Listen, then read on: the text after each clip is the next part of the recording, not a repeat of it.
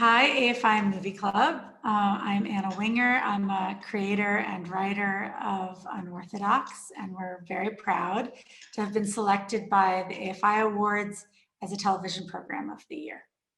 Going into this scene, we were inspired by a film that Billy Wilder made in 1930 before he left Berlin called Menschen am Sonntag, which means people on Sunday.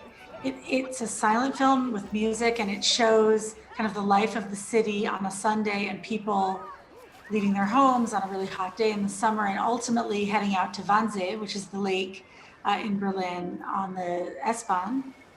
Wannsee is an amazing lake that's pretty much in the city, and it has a lot of Berlin history all in one place, which makes it a funny combination of dark and light. Nice, right? So it's sort of a loaded place that's also really beautiful. And what we love about that movie is this feeling of release and like the end of this hot day, the idea of just everybody, all kinds of people coming together in the pleasure of going swimming.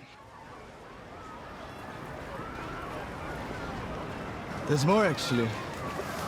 When the Berlin Wall was up, East German guards shot anyone who tried to swim across this lake to freedom. And now? Now you can swim as far as you like. Unorthodox is the story of Esti Shapiro. She's a young woman who was raised in the Hasidic community in Williamsburg, Brooklyn. She, at a certain point in her young life, decides that she needs to bust out of her world and find herself. And she leaves her husband in New York and she goes to Berlin where her mother lives. But it's a mother from whom she's estranged from her mother, so it's not an easy arrival. She sort of wanders in the city and encounters this group of young students who are musicians. And when they say that they're going out to the beach, out to the lake, she goes with them. She sort of invites herself along, actually. They don't even really ask her to come. She sort of gloms onto them and decides to go with them. Those relationships will prove important throughout the series, but this is the first time she's really hung out with them. And she's a fish out of water in many respects. They don't really know what to make of her. She's wearing her wig still. Women in that community, after they're married, shave their heads and wear wigs. So she still has hers on. They can't quite figure out what her story is. They get out there, and all the other students, they're all about her age, which is 17, 18, and they all just sort of rip off their clothes, and they're all wearing bikinis and kind of run into the water with abandon. And she is someone who's never done anything like that before. So she's very modest. She's used to wearing modest clothing, and she's wearing a turtleneck, thick tights, a skirt.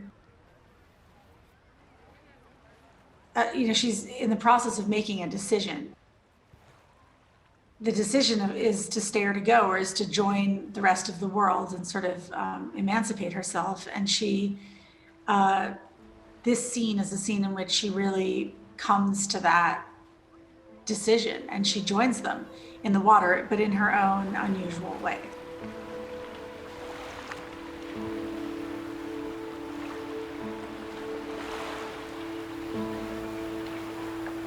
Adjustment to the outside world is gradual. It's both sudden and then it's gradual. And she's not about to put on a bikini on day one, but it's really hot, and she takes off some of her clothes, and when she heads into the water with the rest of her clothes on, it's much more significant to her to take off her wig than it is to take off her clothes. And that is a real sign of a decision made and a kind of liberating moment for her that's really very powerful. Combine the idea of cleansing in a sort of natural mikveh with removing the wig once and for all, and just exposing herself for what's underneath and for who she is. It felt really powerful to us.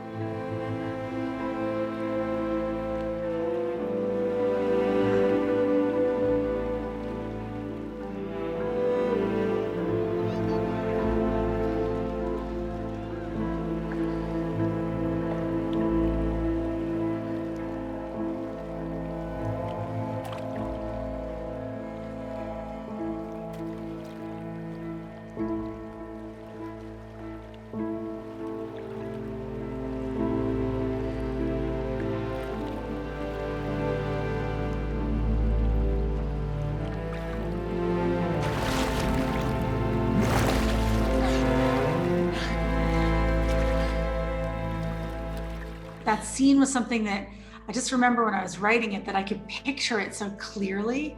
The aerial shot from above and the idea of her floating in the water and the sort of beginning of something new. Unorthodox is the story of one woman from the Hasidic community. It's not the story of the whole Hasidic community, but it is a very specific story of a young woman who heads out into the world looking for herself. And, it's our hope that this story really connects with people across borders of faith and culture because it's in a way the search for self and the desire to find a community in the world is something universal. And understanding it through the prism of her really specific experience, um, I think she can be a vehicle for self-discovery. In that way, it's been very moving for us how people from around the world have responded to the show. And yeah, and so I guess uh, it's thrilling to share it with the AFI Movie Club.